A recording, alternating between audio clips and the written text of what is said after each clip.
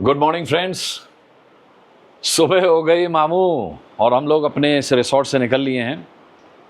रात को आपसे आखिरी मुलाकात जब हुई थी उसके बाद हमने खाना ऑर्डर किया, गढ़वाली खाना। ओ हो, आ हा। क्या था अश्विनी जी, क्या क्या था? चौसा भात और चौसा की मंडुआ दाल की रोटी और भात। तो चौसा की दाल और भात, ओ हो, वाह वाह। और मंडुआ की रोटी हमने दाल मखनी के साथ खाई। मैं बता नहीं सकता, ओ हो, दिव्य था। मतलब खाने के बाद इतना अद्भुत आनंद मिला कि हमने डिसाइड किया कि आज रात भी वही खाएंगे और आपको भी दिखाएंगे। भाई गढ़वाल में आए हैं तो यहाँ गढ़वाली खाना तो बनता है। अब नाश्ता करने जा रहे हैं और अश्विनी जी ने नाश्ते में भी कुछ लोकल डेलिकेसीज देखी हैं। पहाड़ी गुड़ वाली चाय। पहाड़ी गुड़ वाली चाय और भी बहुत कुछ है। तो था एक और था कुछ, वो जिससे यंग रहता है आदमी, वो सीबथॉन टी। अब देखते हैं क्या क्या मिलता है यहाँ पर, क्या नहीं। सबसे अच्छी बात कि ये जो है प्योर वेज है, सब करके चले गए। कोई है ही नहीं क्या? क्राउड कम है तो फिर उस हिसाब से देखते हैं नाश्ते में क्या क्या मिलता है। मेन्यू में तो बहुत कुछ लिखा हुआ है, अब लेट्स सी। और नाश्ता करने के बाद सीधे गंगोत्री के लिए निकलेंगे। इस वक्त 11:19 हुआ है। क्या दोस्त? 1 घंटा यहाँ से गंगोत्री पहुँचने में लगेगा। दर्शन में मान लीजिए 1 घंटा लग जाएगा और उसके बाद 1 घंटा वापसी में। आज शाम हरसिल में ही रुकेंगे और देखेंगे हरसिल की इतनी तारीफ क्यों है। धराली गांव यहाँ से बिल्कुल पास है, जहाँ पिछले साल आपदा आई थी दोस्तों। पूरा का पूरा धराली गांव उस सैलाब में बह गया था और कारण आप जानते हैं क्या था उसका। वीडियोस आपने देखे ही। लेकिन ये जो हरसिल है इससे भी उस का इफेक्ट इस हरसिल पर भी आया था। तो हम बिल्कुल गंगा के किनारे हैं। मैं भी दिखाऊंगा जब निकलूंगा यहाँ से, क्योंकि रात में जब आए थे तो बहुत ज़्यादा विजुअल्स नहीं मैं दिखा सकता था आपको। नाश्ता आ गया है, दही, पोहा, पराठा और ये यहाँ की चटनी है। तो साहब नाश्ता करके यात्रा चल पड़ी है गंगोत्री की तरफ। गंगोत्री धाम जो है 59 मिनट दिखा रहा है, यानी लगभग 1 घंटा। 1:11 पर हम लोग पहुंचेंगे वहां पर। और गंगोत्री का ये रास्ता। प्रकृति बुलाती है, प्रकृति लुभाती भी है, लेकिन प्रकृति अपने ऊपर अतिक्रमण कभी बर्दाश्त नहीं करती। वो जितनी सुंदर है उतनी ही अनुशासन प्रिय भी। हरसिल से मुश्किल से 6-7 किलोमीटर आगे बढ़े होंगे कि हम पहुंच गए धराली गांव। धराली में हूँ इस वक्त, क्या कर रहे हैं? जो पिछली साल सैलाब में तबाह हुआ था और यहाँ उस तबाही के निशान साफ दिखाई देते हैं। हम तो 3 लोग हैं। उतर गया हूँ धराली में ये दिखाने के लिए कि सैलाब आया था पिछली बार, जो वो वहाँ ऊपर से आया था। और ये देखिए पूरा यहाँ पर जो बसावट थी उसको उसने तबाह कर दिया। ये देखिए,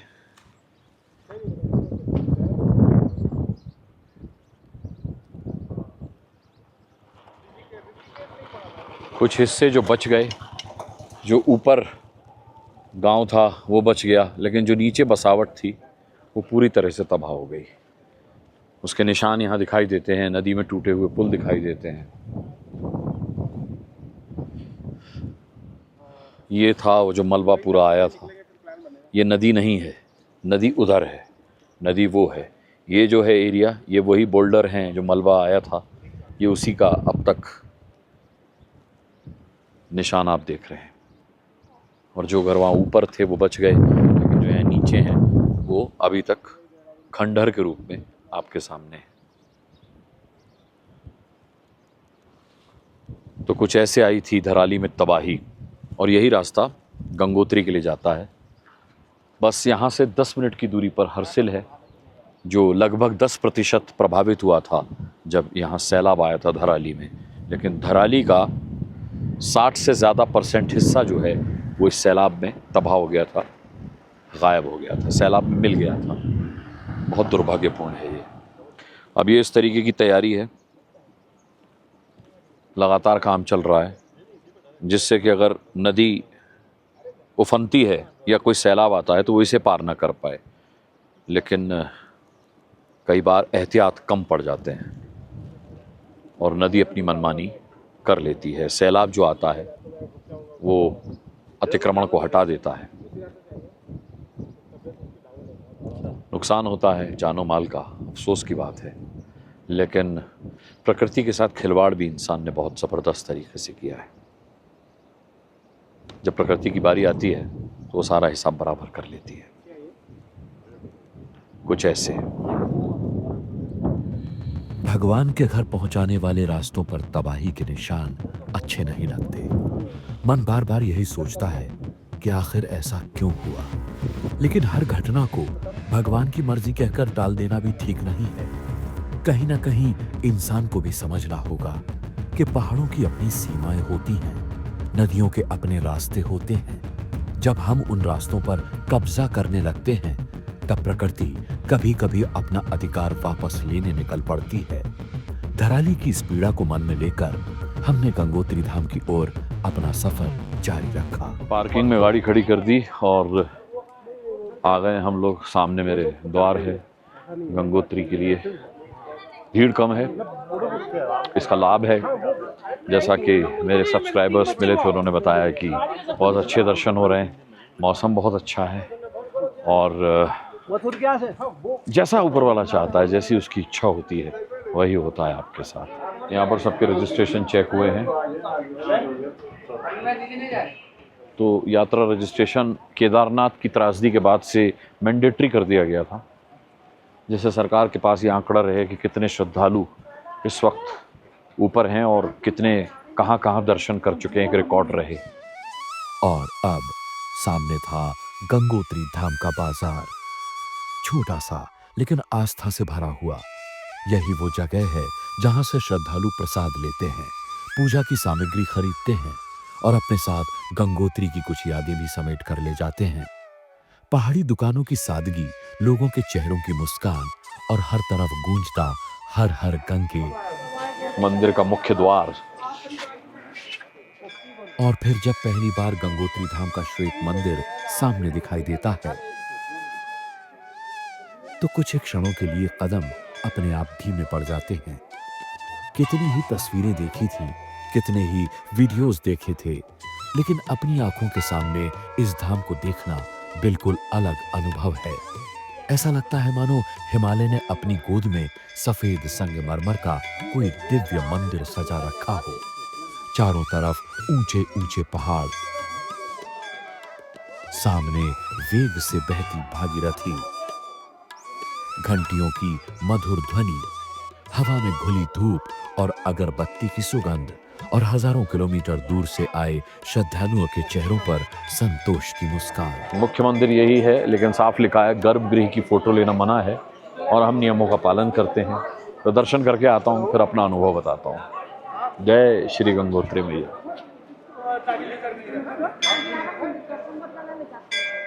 दर्शन करके मैं गंगा घाट पर आ गया, भागीरथी घाट कहना चाहिए इसे। और अद्भुत दर्शन हुए, क्या कहूँ, बहुत शानदार। ये आरती स्थल है, यहाँ पर भक्तजन जो हैं वो गंगा की आरती करते हैं। यही वो स्थान है जहां आस्था केवल दिखाई नहीं देती, महसूस होती है। ये प्राचीन भागीरथी तपस्थल है, प्राचीन भागीरथी तपस्थल है। यहाँ ऋषि भागीरथी ने तप किया होगा।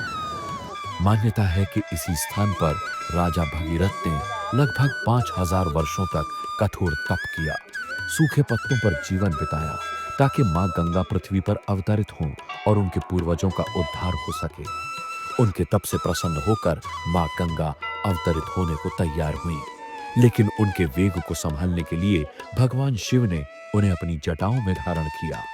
और इसी पवित्र भूमि पर स्थित भगीरथी शिला उस दिव्य कथा की साक्षी मानी जाती है।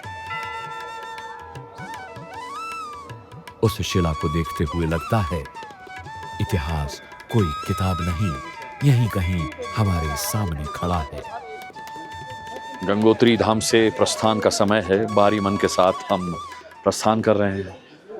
मन नहीं भरता जब आस्था के रास्तों पर आप जाते हैं और आपको ईश्वर के दर्शन होते हैं, तो लगता है कि ये जो क्षण है, ये जो एक पल है, ये थम जाए, ये रुक जाए, इसी की तलाश में तो भटक रहे थे। ये मिल गया तो फिर इसे छोड़कर क्यों जाना है? लेकिन जाना है, क्योंकि जाना ही सबसे अंतिम सत्य है।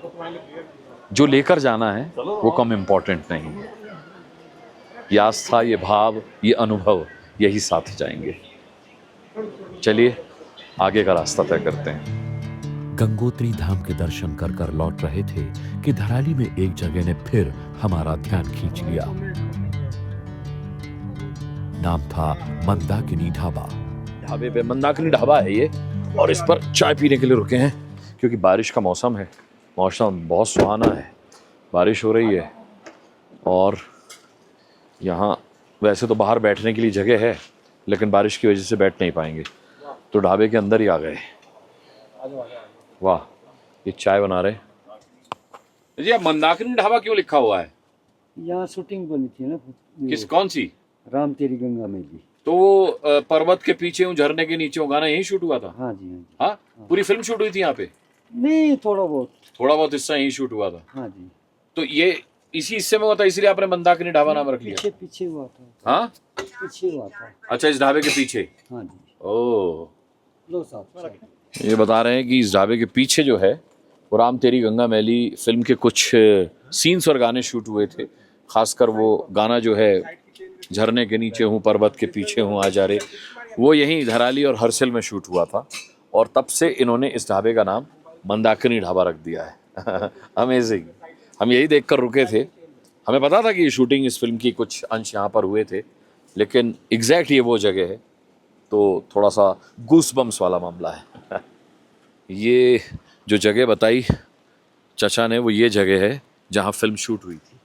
पीछे ये यहाँ पर पहाड़ पर जो है वो चेंज हो जाता है मामला, बारिश तूफान चेंज कर देते हैं, तो ये तब कुछ और तरीके का मामला रहा होगा, लेकिन है बहुत खूबसूरत जगह। तो यहाँ पर फिल्म की शूटिंग हुई थी राम तेरी गंगा मैली की, तो यहाँ इस ढाबे का नाम ही मंदाकिनी ढाबा है। ये देखिए, मंदाकिनी ढाबा। हम लोगों की चाय तैयार है, तो अब चाय पीते हैं। फुल माहौल, वाह, अंदर पूरी बैठने की व्यवस्था है, क्या बात है। ये चाय, ये गीले गीले हम लोग, वाह यार, पहाड़ का मजा ही अलग है, क्या बात है। ये हम तीनों आ जाओ भाई, एक फ्रेम में, क्या बात है, शाबाश। चलिए चाय पीजिए। क्या नाम हुआ चाचा आपका? बच्ची राम। बहुत अच्छी चाय पिलाई आपने, एकदम प्योर दूध की यहाँ वाले। बहुत बहुत धन्यवाद आपका। कोशिश करता हूँ। अरे नहीं नहीं, बढ़िया।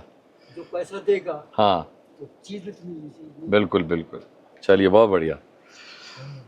तो मंदाकिनी ढाबे से हम लोग बाहर आ चुके हैं और ये चाचा जो हैं अनऑफिशियली बता रहे हैं, मैंने इनसे पूछा कि मैं आपकी बात रिकॉर्ड करूं।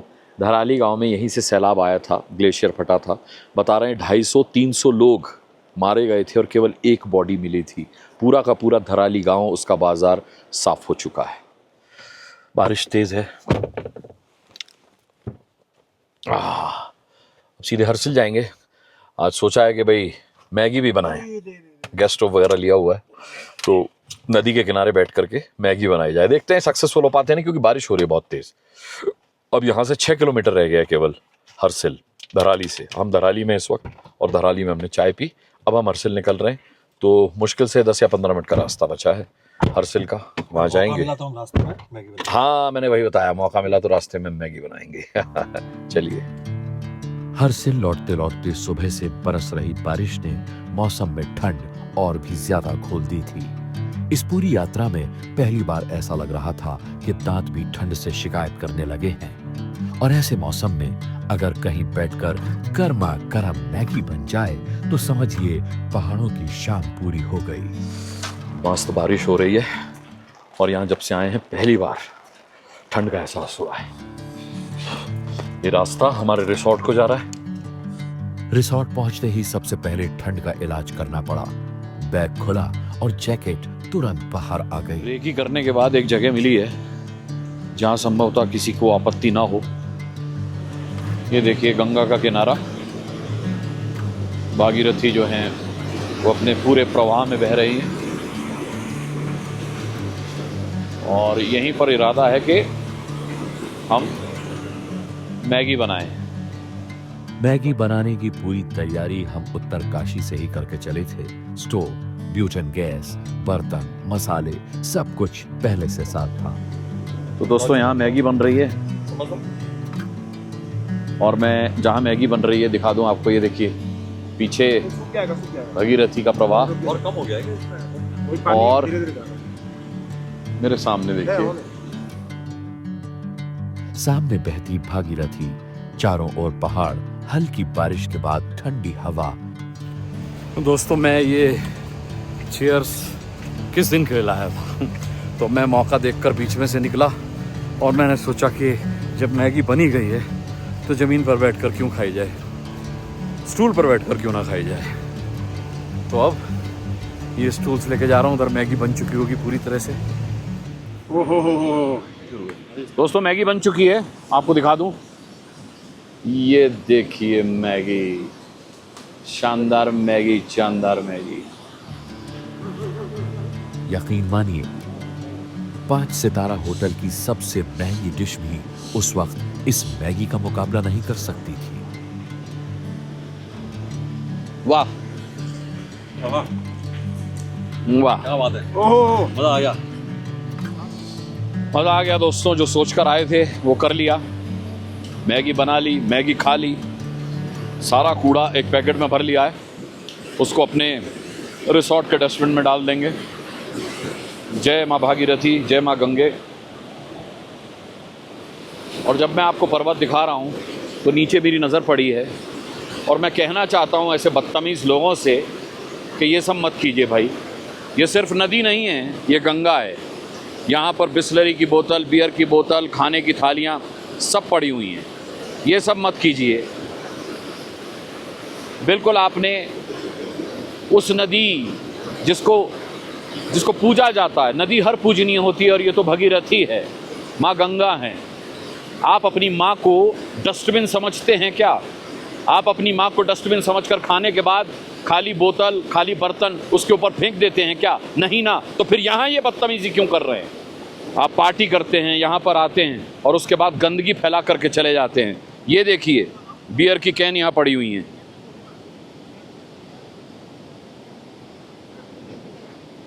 शराब की बोतलें यहाँ पड़ी हुई हैं, ये देखिए। और ये है गंगा, बिल्कुल पास में।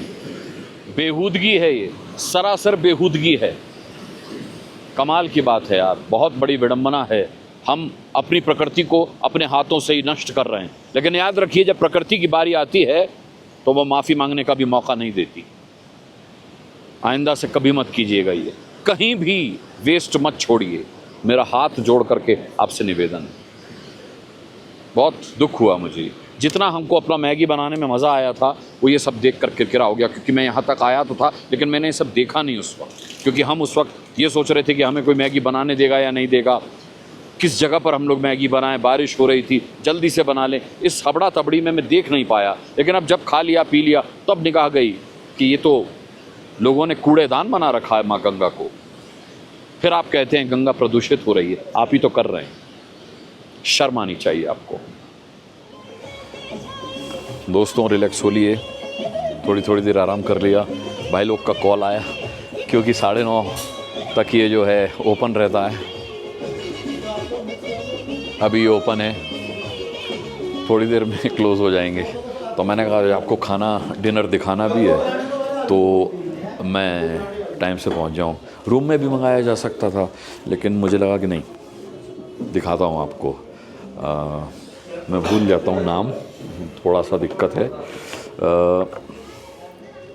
मंडुआ की रोटी आपने देखी होगी शायद। आप जिन लोगों ने देखी होगी वो सोच रहे होंगे कि यार क्या मंडुआ की रोटी लगा रखी है, हमने तो देखी है। लेकिन मैं आपको दिखाऊंगा मंडुआ की रोटी जिन्होंने नहीं देखी है।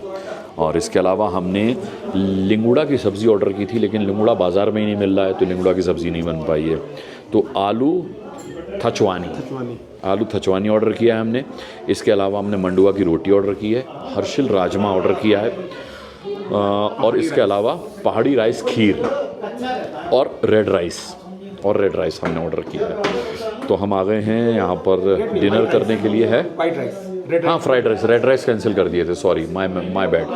हमने रेड राइस कैंसिल करके स्टीम राइस, इन्हीं के सजेशन पर कि अगर आप राजमा, क्योंकि राजमा भी रेड होता है, हर्षिल राजमा ले रहे हैं तो आप स्टीम राइस ले लीजिए। हम लोग आ गए भाई।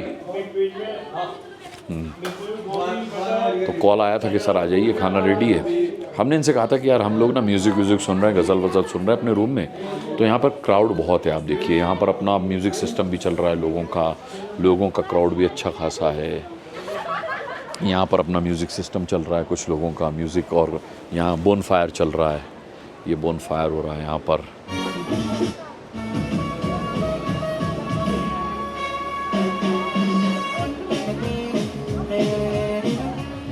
तो मैंने इनसे ये बोला था कि मैंने कहा जब ये सब खाना खा लें तब हमें बुलाना, हम शांति में खाना खाना चाहते हैं, बट मुझे लगता नहीं कि शांति यहाँ पर मिलेगी।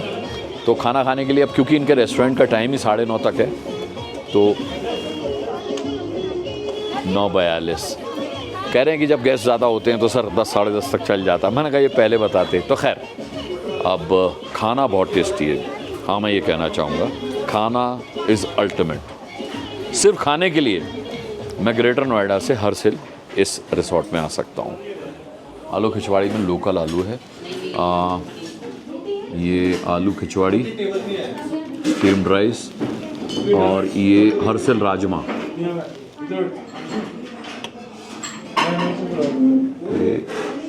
हर्षिल राजमा, धुआं निकल रहा है। भाई आप सर्व कीजिए, आप क्योंकि एक्सपर्ट हैं, बहुत ख्याल रख रहे हैं अश्विनी भाई हमारा। ये रोटी कौन सी है ये? मंडवा रोटी। मंडवा क्या होता है भाई? मंडवा यहाँ का स्पेशल है। अच्छा। जैसे आपके यहाँ रागी बाजरा रहता है, हाँ हाँ, वैसे ही हमारे यहाँ मंडवा रहता है। आपका नाम क्या हुआ? निजाम सिंह चौहान। आई शाबाश, आप शेफ़ हैं यहाँ के? आप शेफ़ हैं यहाँ के? नहीं। अच्छा, इसमें बटर कल घी लगाया था, घी बटर। हाँ लगवा दीजिए घी बटर। अरे एक चीज़ और बताइए आप मुझे, ये बाहर जो प्लांट्स लगे हुए हैं, हाँ। ये किस चीज़ के हैं? ये लगा हुआ है, हाँ। ये तो एक हर्षिल राजमा है, और नीचे जो आलू है, नीचे वाला आलू है, और ये सामने हर्षिल राजमा है। हाँ। अच्छा यहाँ का स्पेशल है। हाँ, ये जो हमारा कैमरा था उसका SD कार्ड फुल हो चुका है, ऑडियो में दिक्कत आ रही होगी। मंडुआ की रोटी हर्षिल राजमा के साथ।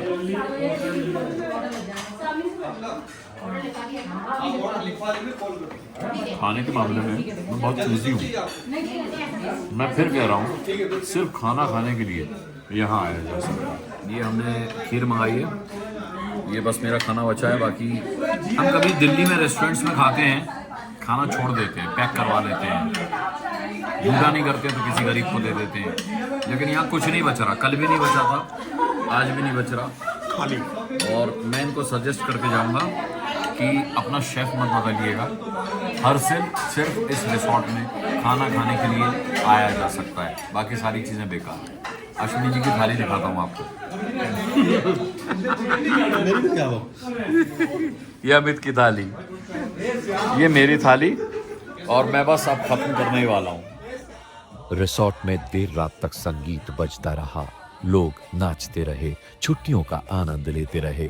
लेकिन हमारी यात्रा अभी बाकी थी, अगली सुबह जल्दी निकलना था, इसलिए हमने उस शोर को बाहर ही छोड़ दिया और अपने कमरे में जाकर एक नई सुबह का इंतजार करते हुए सो गए।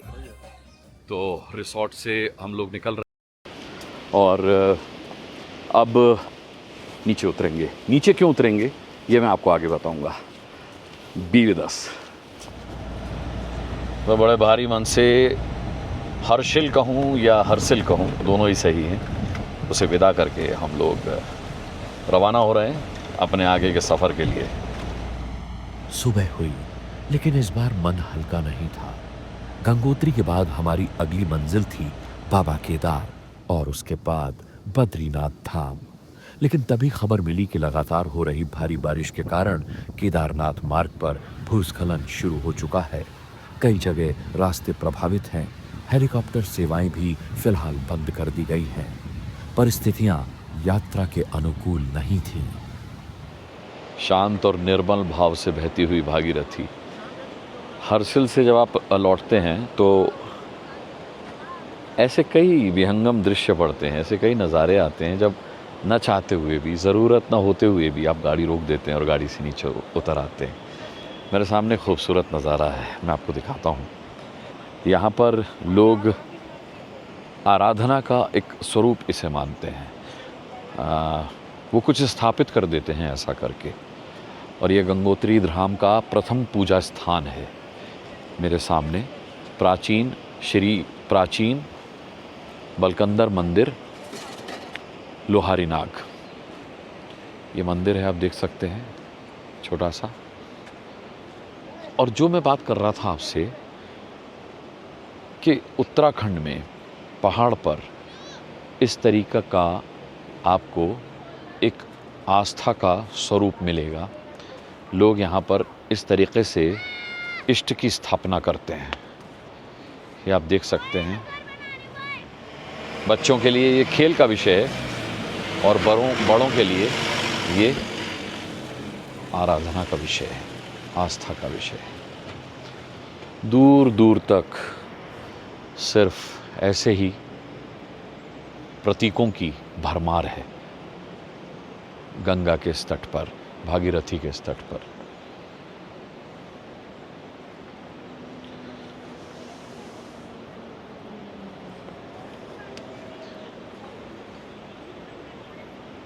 मंदिर से कुछ ही दूर हम आगे बढ़े, यहाँ कभी आपदा आई होगी इस जगह पर और नदी ने अपना रास्ता बदल लिया है। ये पहले सड़क हुआ करती थी जो यहीं पर ख़त्म हो गई। ये देखिए, ये सड़क अब क्रॉस लगा दिया गया है कि ये सड़क यहाँ पर ख़त्म है। ये सड़क पहले आगे जुड़ती थी, आगे एक पुल भी था जो पूरी तरह से जर्जर हाल हो चुका है, टूटा हुआ है। ये देखिए,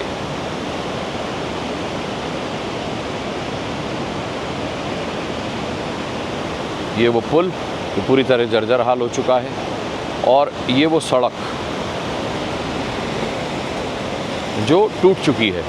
कनेक्टिविटी ख़त्म हुई होगी तब ये फिर नई सड़क बनाई गई, पहाड़ को काट करके इधर से नई सड़क बनाई गई है।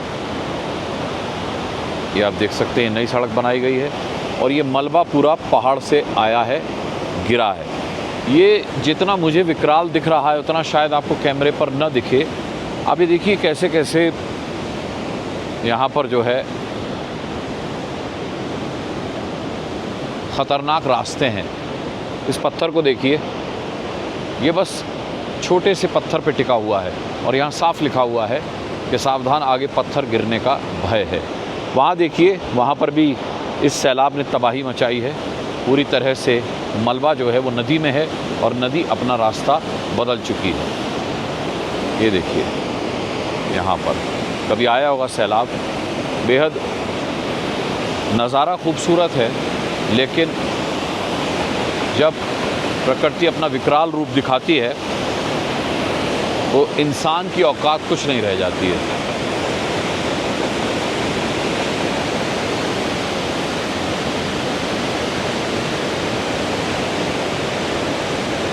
ज़्यादा देर यहाँ खड़ा रहना ठीक नहीं है, तो आइए अब चलते हैं। बिल्कुल गंगोत्री धाम के प्रथम दर्शन वाले मंदिर से थोड़ा सा आगे बढ़ते हैं तो ये पड़ता है, और ये जगह थोड़ा सा डराती है। मैं डिस्क्राइब नहीं कर पा रहा, थोड़ा सा यहाँ डर लग रहा है। चलिए आगे बढ़ते हैं। गाड़ी लेकर के यहाँ पर रुकना ठीक नहीं है। चलिए भाई। उतरते उतरते जब ऋषिकेश पहुंचे तब तक रात हो चुकी थी, लेकिन इस यात्रा ने एक बात सिखा दी। कुछ यात्राएं पूरी होकर भी अधूरी रह जाती हैं, ताकि दोबारा लौटने का एक कारण हमेशा जिंदा रहे।